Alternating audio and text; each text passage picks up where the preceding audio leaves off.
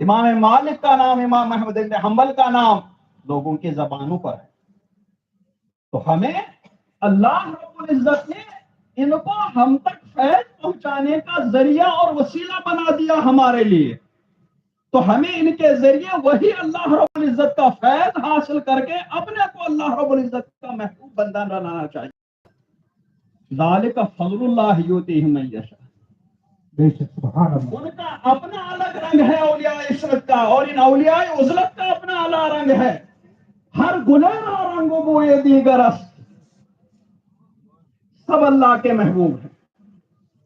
کسی کا وجود ہمارے لیے باعث برکت ہے تو کسی کی زبان کھول کر کے ہم تک اللہ رب العزت کا فیض پہنچا رہے.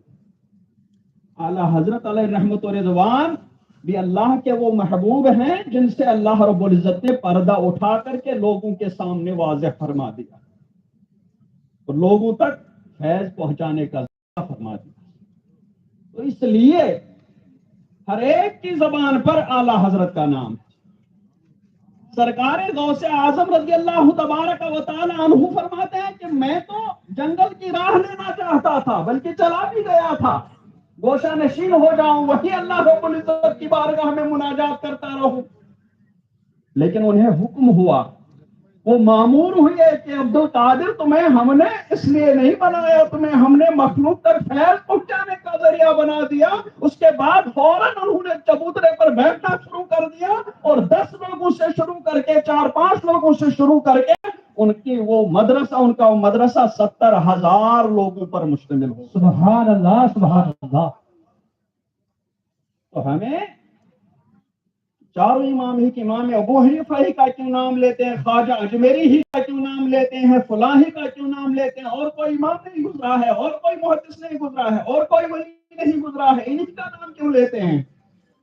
ولی بھی بے شمار ہیں، محدثین بے شمار ہیں، لیکن میں نے بتایا کہ یہ اللہ رب العزت کا انتخاب ہے. کسی کو وہ اپنی بارگاہ کے لیے چن لیتا ہے تو وہ زندگی میں بھی محجوب رہتا ہے اور مرنے کے بعد بھی محجوب رہتا ہے، اور کسی کو فیض کے لیے چن لیتا ہے تو وہ زندگی میں بھی آشکارا ہو جاتا ہے اور وصال کے بعد بھی اس کا نام زبانوں پر رہتا ہے. سبحان اللہ سبحان اللہ. امام بخاری کا نام بھی زبانوں پر ہے، امام مسلم کا نام بھی زبانوں پر ہے، غوث پاک کا نام زبانوں پر ہے، سب خواجہ غریب نواز کا نام زبانوں پر. کیا ہندوستان میں صرف خواجہ غریب نواز ہی نہیں گزرے؟ لیکن انہیں اللہ رب العزت نے لوگوں تک فیض پہنچانے کے لیے وسیلہ بنا دیا تو لوگ ان کا نام لیتے ہیں. وہ حیات میں بھی فیض پہنچا رہے تھے، وصال کے بعد بھی وہ فیض پہنچا رہے ہیں. اعلیٰ حضرت پر بھی اللہ رب العزت کا یہ فضل ہے، انہیں بھی اللہ تبارک و تعالیٰ نے منتخب فرمایا لوگوں تک فیض پہنچانے کی. حیات میں تھے تو بھی لوگوں تک فیض پہنچا رہے تھے اور ہر میدان میں فیض پہنچا رہے تھے، وصال کے بعد بھی فیض پہنچا رہے ہیں.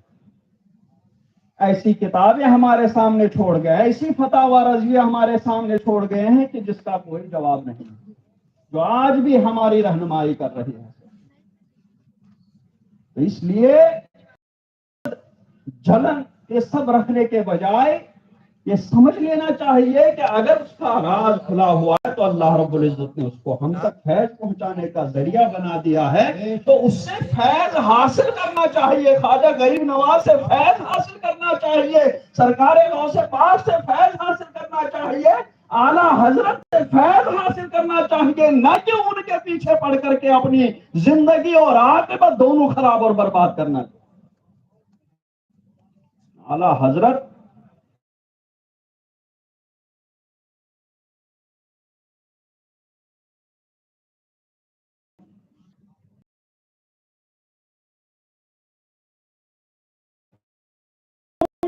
سے بھی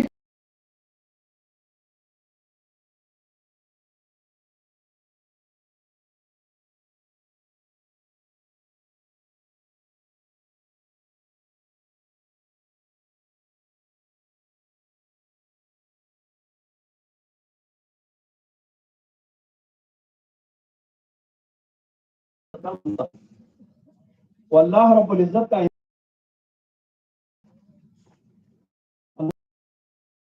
فرمایا تھا، اس نے انہیں چن لیا تھا. اس لیے 30-40 سال تک کڑی محنت کر کے